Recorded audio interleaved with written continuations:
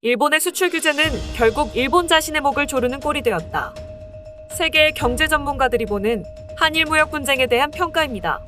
반도체 핵심 소재를 한국에 수출하지 못하게 막으며 한국의 약점을 건드리던 일본은 한국인들의 단결력과 한다면 한다라는 한국인들의 의지를 얕보고 있었습니다. 한국과 일본의 무역 분쟁의 시작의 원인은 일제강점기로 거슬러 올라가야 합니다. 죄 없는 조선인들을 강제로 끌고 가 강제 노동을 시키고 임금조차 제대로 지불하지 않았던 일본의 전범 기업들이 그 원흉이라고 볼 수 있는데요. 때문에 그 당시 제대로 된 보상을 받지 못했던 일제시대 강제징용으로 끌려갔던 노동자들은 일본 기업들에 대해 소송을 했고, 법원은 당시 끌려갔던 피해 노동자들의 승소를 선언하며 일본 기업은 피해자들에게 보상을 하라고 판결했습니다.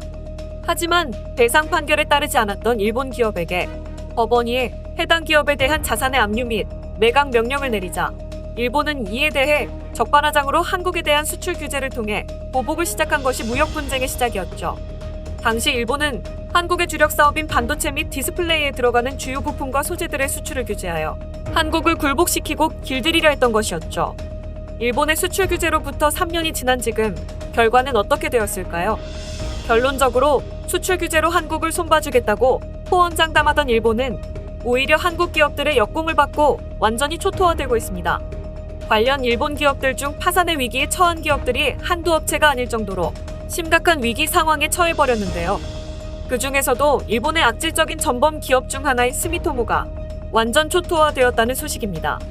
과거부터 조선인들에 대한 강제징용 등 악랄한 행위를 저질렀던 전범 기업인 스미토모는 최근까지도 한국에 대해 많은 사업들을 펼치며 한국의 빨대를 꽂고 단물을 빨아가고 있었는데요.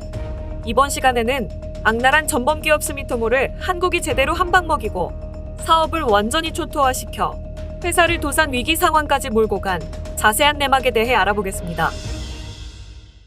미쓰비시, 미세일, 스미토모. 제국주의 시대 일본을 이끌던 3대 전범 기업들입니다. 그중 하나인 스미토모는 일제강점기 당시 일본을 대표하는 3대 재벌 집단 중 하나였으며 2차 세계대전 때에는 군수품을 비롯한 전쟁 물자를 만들기도 했습니다. 전범 기업이니만큼 한국인에 대한 강제 동원 등 나쁜 짓도 많이 했던 기업이죠. 시작은 스미토모 가문으로 1691년 배시 구리광산에서 구리채굴로 사업을 시작해 2차 세계대전 당시 미쓰비시와 함께 일본 3대 재벌로 성장한 거대 재벌입니다. 스미토모 그룹의 중추라고 할 수 있는 스미토모 화학은 1913년 에이메현 이이야마의 비료 제조 시설로 출범했는데요.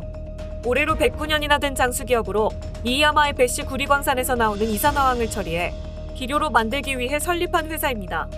배시 구리광산은 당시 일본 3대 구리광산으로 스미토모 금속광산이 경영하기도 했으며 모집, 관청 알선, 징용 등으로 조선인 700여 명이 동원되기도 했습니다.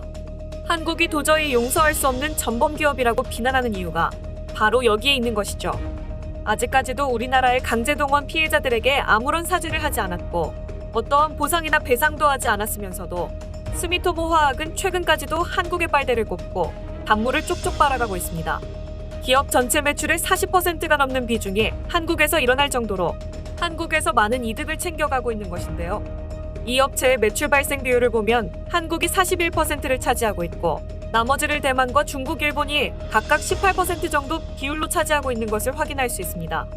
한국에선 대구와 평택, 익산에 생산시설을 두고 매년 2조 원대의 매출을 올리면서 한국에 제대로 빨대를 꽂고 있는 형국이죠. 이렇게 한국의 빨대를 꼽아 이득을 보고 있으면서도 일본의 경제보복 당시 그 선봉에 나선 기업이기도 합니다. 아베가 일으킨 일본의 경제보복의 한복판에는 스미토모 화학이 있었습니다.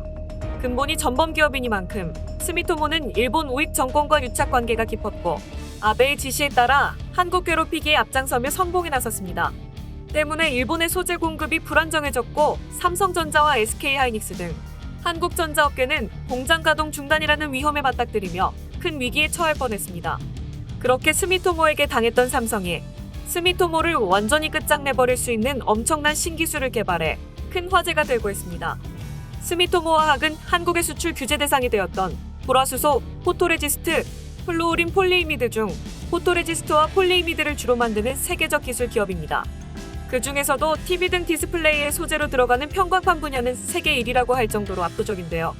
때문에 스미토모 화학의 매출 구성을 살펴보면 편광판이 49%로 스미토모 매출의 절반 가까이를 차지하고 있습니다.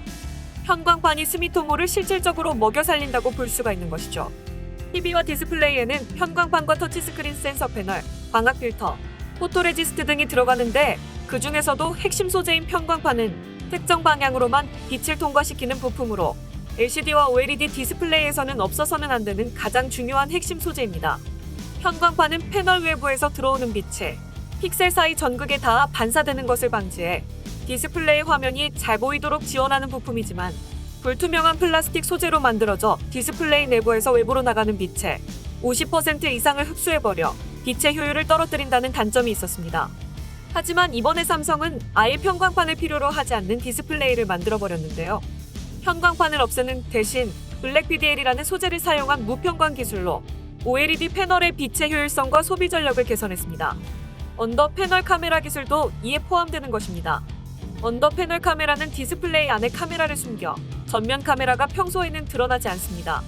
지금까지는 스마트폰이 전면 카메라 때문에 디스플레이의 일부분을 희생하거나 베젤이 두꺼워질 수밖에 없었는데요.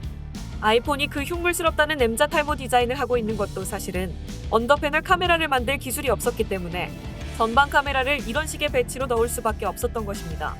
그런 부분들을 완전히 깔끔히 해소하게 된 것입니다. 이제부터 삼성은 앞으로 나올 스마트폰에도 점차적으로 편광판이 없는 액정을 탑재할 것으로 밝혔는데요. 현재 판매 중인 갤럭시 Z 폴드 3는 최초로 무편광판 디스플레이를 적용하여 전면 카메라가 보이지 않게 만들었습니다. 뿐만 아닙니다. 삼성과 1, 2위를 다투고 있는 애플의 아이폰도 사실 액정은 대부분 삼성의 제품이 납품이 되고 있습니다. 4세대 아이폰의 디스플레이는 아예 삼성이 독점 계약까지 마친 상태입니다. 삼성이 만든 새로운 기술은 당연히 아이폰에도 영향을 줄 것으로 예측이 되고 있어 몇 년 안에 아이폰의 디스플레이도 전부 편광을 필요로 하지 않는 디스플레이로 바뀔 것으로 예측되고 있습니다. 스마트폰의 편광판이 사라지게 되면서 역시 가장 큰 타격을 받게 된 것은 스미토모 화학입니다. 매출의 절반을 차지하던 편광판의 실적이 갑자기 사라지게 되는 것인데요.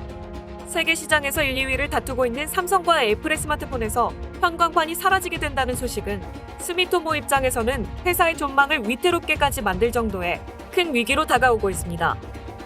매출이 10%, 20%만 떨어져도 회사가 발칵 뒤집어지는 마당에 매출의 절반을 차지하는 편광판을 팔 수 없다는 것은 스미토모 화학에게 사형 선고가 내려진 것이나 마찬가지죠. 한국에 버림받을 것 같은 상황이 되자 스미토모 화학은 태세를 전환하며 한국에 포토레지스트 공장을 세우겠다는 계획을 발표했습니다. 현재 오사카 공장에서 전량 생산하고 있는 포토레지스트를 한국에 투자하여 2024년부터 한국에서 생산하겠다고 선언한 것인데요. 이 타이밍에 스미토모에게 청천벽력 같은 소식이 들려왔습니다. 한국에서 포토레지스트 국산화에 성공했다는 소식이 들려오게 된 것입니다. 일본의 수출 제한 품목으로 걸어놨던 세계 품목 중 유일하게 한국이 국산화하지 못했던 포토레지스트마저 한국의 국산화가 성공해버린 것인데요. 마지막 희망으로 삼던 포토레지스트마저 무너지게 되자 스미토모는 완전히 나가떨어져 버리게 된 상황이 돼버렸습니다. 불화수소에서도 한국이 일본을 무너뜨리고 있습니다. 한국이 가장 먼저 국산화에 성공한 불화수소는 이미 일본에서 자립하여 반도체와 디스플레이에 적용되고 있습니다. 오히려 이제는 일본이 한국산 부품을 사용하지 않으면 안 되는 상황까지 와버렸는데요. 소니의 플래그십 스마트폰인 엑스페리아의 핵심 부품들이 모두 한국 업체의 것으로 확인이 되어 일본 전역에 충격을 주고 있습니다. 우리 돈 140만 원에 달하는 소니의 최고급 라인업의 스마트폰인 엑스페리아 1 시리즈에 들어가는 지문인식 센서, 메모리, 액정, 카메라, 이미지 센서가 모두 한국 업체에서 만들어진 것이었습니다. 일본 최신의 전자제품이 사실은 껍데기만 일제이고 실제로는 한국산 제품이나 마찬가지인 것입니다. 또한 소니와 파나소닉, 그리고 미츠비시 등 일본의 굵직한 전자업체에서 만들어지는 모든 TV의 디스플레이가 사실 한국의 LG에서 납품되는 디스플레이였던 것으로 밝혀져 일본 사회가 또 한 번 발칵 뒤집어졌습니다. 일본의 주요 전자 제품들의 껍데기 속을 까보니 사실은 전부 한국의 기술로 만들어져 있던 것입니다. 한국 부품들로 조립하여 일본에서 껍데기만 씌워놓고 일제라고 우기고 있는 상황인 것이죠. 이 사실이 일본에 알려지자 일본의 네티즌들은 그동안 일본 정부에 속았다. 한국은 일본이 제재를 가하면 무너진다고 했는데 사실 무너지고 있었던 건 일본이었다니 충격이다 등의 반응을 보이며 일본의 상황에 망연자실하고 있습니다. 한국에게 아베가 수출 규제를 선언할 당시 일본에서는 한국은 일본 기술에 의지하고 있기 때문에 수출 규제를 하면 백기를 들고 항복할 수밖에 없다라는 이야기가 나왔습니다. 하지만 당시 한국은 다시는 일본에 지지 않겠다고 선언하며 기술 자립도를 올리고 소부장 독립에 성공하여 오히려 일본에 큰 한방을 먹여주었습니다. 3년이 지난 지금 수출 규제에 성공에 섰던 일본 기업들은 무너지고 있는 상황이며 일본의 기업들이 오히려 한국의 기술이 없으면 물건을 만들지 못하는 상황이 되어버렸습니다. 스마트폰, TV 등 첨단 기기들은 오히려 일본이 한국에게 종속되어 버렸습니다. 일본의 치졸한 전략에 넘어가지 않았던 한국은 결국 일본을 뛰어넘어 버렸고 일본이 이제 와서 후회한들 이미 게임은 끝나버린 상황입니다. 오늘 준비한 소식은 여기까지입니다. 끝까지 시청해주셔서 감사합니다. 영상이 마음에 드셨다면 구독과 좋아요를 눌러 응원 부탁드리겠습니다.